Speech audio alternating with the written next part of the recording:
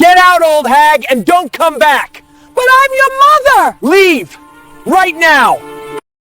She had raised him like he was her own blood, given every ounce of herself, and he repaid her by throwing her out. It was a Thursday afternoon, that indecisive light where the sun wavers between shining and quitting early. Evelyn stood on her porch in soft house slippers, clutching a reusable bag with a warm rotisserie chicken and a loaf of bread. The key wouldn't turn. She tried again. Slow, fast, upside down. The deadbolt had been replaced. Finally, the door cracked open. Natalie, Ryan's girlfriend, peered through. "Oh, you weren't supposed to be back yet." "Why can't I get in?" Evelyn asked. Natalie stepped out, closing the door behind her. "Ryan wanted to talk to you. You don't live here anymore." The words dropped like bricks. Have you ever had reality shift under your feet, leaving you frozen in disbelief? Evelyn's mind raced. She remembered the housekeeping forms Ryan had brought over weeks ago while she was distracted by the smell of sweet potato pie. "Just making sure things are easy for you, Ma," he had said. She had trusted his smile. She descended the porch, her heart heavy. This wasn't just about a house. Back in 1996, Evelyn was a nurse at St. Joseph's. She had survived 2 miscarriages and a failed marriage when Ryan, a 2-year-old foster child, was left at the hospital. He was pale, underfed, and silent. Friends called her crazy, a single black woman in Mississippi adopting a white child with behavioral issues. But she didn't see a white child. She saw her son. Have you ever loved someone so completely only to realize that love could be used as a weapon against you? Evelyn gave him everything: piano lessons, tutors, even teaching him to braid hair on his action figures so he'd be a good father one day. But as Ryan grew, he became obsessed with his otherness. High school brought distance. College brought silence. After her husband, Leonard, passed, Ryan returned more often. Evelyn thought he was there to heal her. In reality, he was taking inventory. He'd ask about the mortgage, the insurance, the extra accounts. Evelyn noticed, but she chose to believe in his goodness.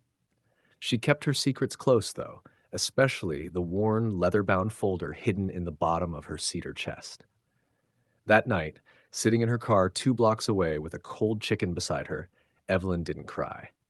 She opened her glove box and pulled out a small, tattered notebook. When Leonard died from a misdiagnosed clot, Evelyn had quietly won a $9.5 million malpractice settlement. She hadn't spent a dime of it.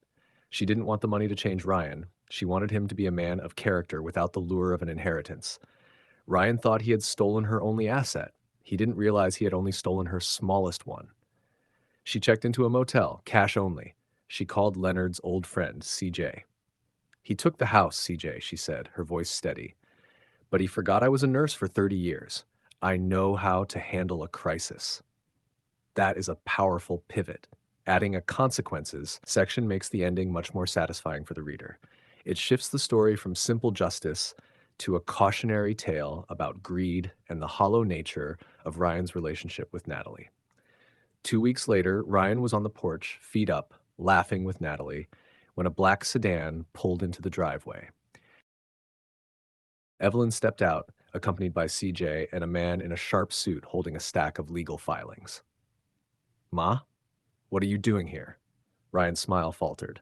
"I'm here to give you a choice, Ryan," Evelyn said, her voice as cold and steady as a winter morning. "The deed you had me sign was obtained through fraud.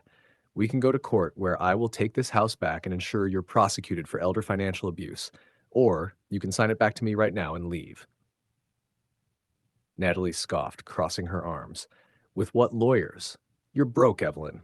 Give it up." The lawyer stepped forward, handing Ryan a single document. It wasn't just a lawsuit, it was a certified bank statement from a private wealth management firm. The balance at the bottom had 7 zeros. The color drained from Ryan's face. He looked at the numbers, then at Evelyn. You had millions? All those years I was struggling, you just sat on this?" "I didn't sit on it, Ryan. I used it to make sure your college was paid, your medical bills were gone, and your future was secure. I was waiting for you to become a man of character before I shared the rest. But you showed me your character the day you changed these locks." Natalie's eyes weren't on Ryan anymore. They were glued to the bank statement. But as Evelyn's lawyer handed Ryan the pen to sign the house back over, the reality set in. Ryan wasn't getting a dime. "Wait," Natalie stammered. looking at Ryan. If you sign that, we have nothing. You told me the house was our startup capital. You said she was just a guest.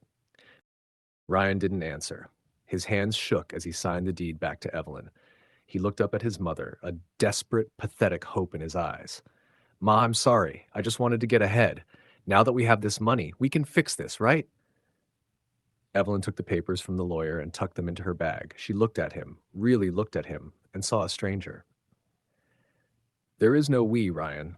I spent 22 years being your mother. Today, I'm just the woman you robbed. You're evicted. You have 1 hour. The punishment wasn't just the loss of the house. It was the immediate crumbling of the life Ryan thought he'd built. By the time the sun set, Natalie's bags were packed, but she wasn't waiting for Ryan. She had called an Uber before he even finished clearing his closet. I'm not staying in a motel with a guy who's about to be sued by his own mother, she snapped as she slammed the car door. Ryan stood on the sidewalk, clutching 2 trash bags of clothes, like watching the only family he had left drive away because he no longer had $1 to his name. He turned to the house, but the porch light, the light Evelyn had kept on for him for decades, flickered once and went dark. Evelyn didn't move back in. She sold the property. The memories were too stained. She took her $9.5 million and bought a small apartment complex in Pascagoula. She renamed it Len's Place.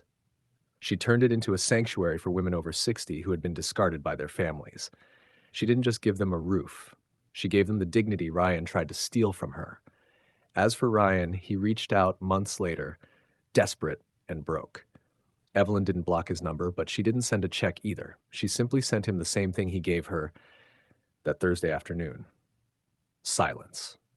From the other side of silence, toss stories, where real voices rise and truth finds its echo.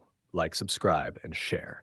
Because sometimes the greatest mercy you can show a betrayer is letting them live with the consequences of their own choices.